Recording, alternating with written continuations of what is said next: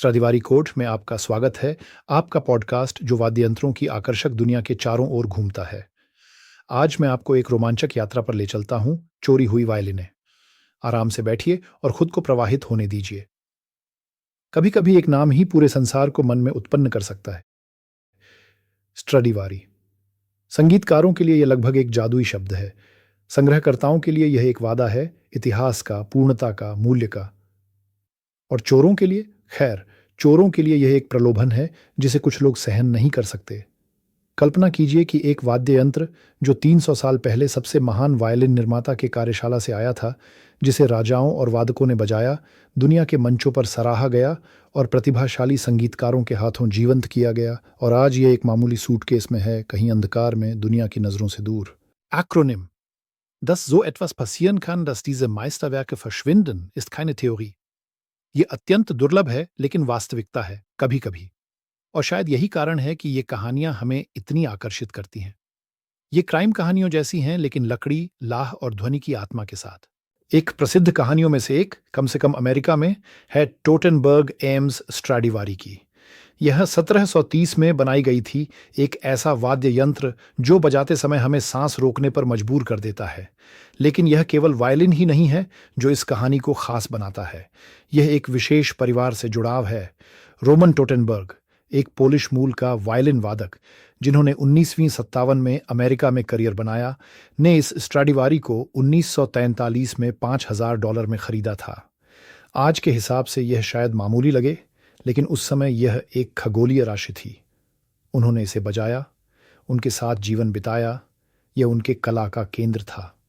और फिर 1980 यह गायब हो गई, न युद्ध की धुंध में, न किसी दूर के शहर में, बल्कि उसकी अपनी दुनिया से। ये 30-35 साल तक गायब रही। कल्पना कीजिए। आप जानते हैं, आपकी जिंदगी का एक हिस्सा कहीं बाहर है, आप इसे महसूस कर सकते हैं, लेकिन आप इसे छू नहीं सकते। पहली बार 2015 में वह वापस आई। खुद रोमेन टोटेनबर्ग नहीं, वह 3 साल पहले ही मर चुके थे, बल्कि उनके 3 बेटियों में से एक।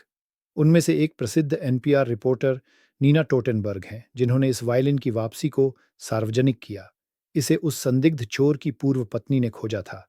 उसकी मौत के बाद उसने उस वाद्य यंत्र को उसकी संपत्ति में पाया और उसकी असली कीमत से अनजान होकर एक गंभीर वायलिन की दुकान में जाकर उसकी कीमत का आकलन कराया। वहां तुरंत ही समझ में आ गया कि सामने कितनी कीमती धरोहर है। आज यह फिर से उपयोग में है। युवा वायोलिन वादक नाथन मेल्टजर को उधार दिया गया है। और मुझे लगता है केवल इस विचार में ही कुछ सांत्वना है कि एक वायलिन जो दशकों से छाया में था, फिर से सोलो में बजने की अनुमति पा सकता है। लेकिन हर स्ट्राडिवारी नहीं है कि उसका अंत इतना अच्छा हो। कुछ वाद्य यंत्र हमेशा के लिए गायब हो जाते हैं, या कम से कम एक जीवन काल के लिए। यह घटना 2014 में मिल्वॉकी में हुई। मिल्वॉकी सिम्फनी ऑर्केस्ट्रा के कंसर्ट मास्टर फ्रैंक अल्मंड अभी एक संगीत समारोह समाप्त कर रहे हैं। वह 1715 की लिपिंस्की स्ट्राडिवारी को एक वाइब कवर में लिए हुए हैं। पार्किंग में उन्हें लूट लिया जाता है। अपराधी इलेक्ट्रोशॉकर का इस्तेमाल करता है और कवर छीन लेता है। कुछ ही सेकंड में वाइब गायब हो जाती है। चोर के लिए समस्या यह है कि ऐसे उपकरण लगभग बेचे नहीं जाते। जो भी कीमत चुका सकता है वह उसकी उत्पत्ति को जानता है, और इसीलिए यह भी कि यह चोरी का सामान है। फिर भी बार बार ऐसा होता है कि चोर बाजार मूल्य से अधिक मिथक से प्रेरित होते हैं। सौभाग्य से लिपिंस्की एक सप्ताह के भीतर फिर से मिल गई।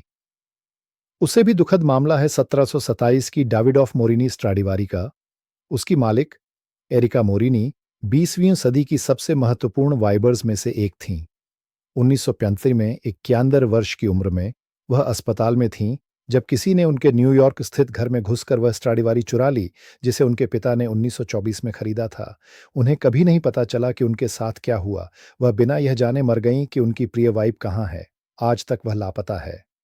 इस सूची को आगे बढ़ाया जा सकता है, और यह एक प्रलोभन की सूची की तरह पड़ता है।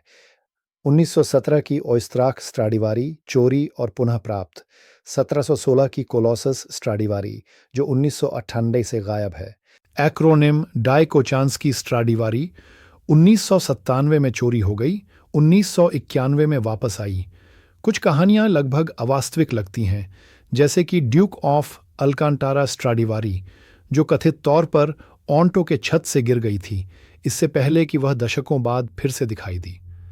लेकिन एक और प्रकार का नुकसान भी है, चोरी के माध्यम से नहीं बल्कि जीवन स्वयं के कारण।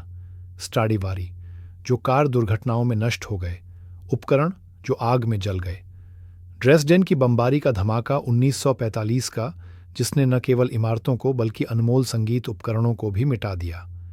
इन सभी कहानियों का एक सामान्य पहलू है, वे दिखाती हैं कि सबसे कीमती भी कितनी नाजुक हो सकती है। एक स्ट्राडिवारी सदियों तक टिक सकती है, युद्धों, महासागरों को पार करने, मालिकों के परिवर्तन, और फिर भी यह असुरक्षित है। और फिर एक शांत, लगभग रोमांटिक संभावना भी है कि कुछ इन गायब हुई वायलिनों अभी भी कहीं मौजूद हैं और शायद फिर से प्रकट हो जाएंगी। शायद एक तिजोरी में, एक छत के अंडर, एक पुराने विला के तहखाने में, एक भुलाए गए सूटकेस में। शायद किसी ने इन्हें विरासत में पाया है और इन्हें एक मूल्यहीन नकल समझ रहा है। कभी कभी मैं सोचता हूं, क्या होगा अगर इनमें से कोई वाद्य यंत्र कल ही प्रकट हो जाए?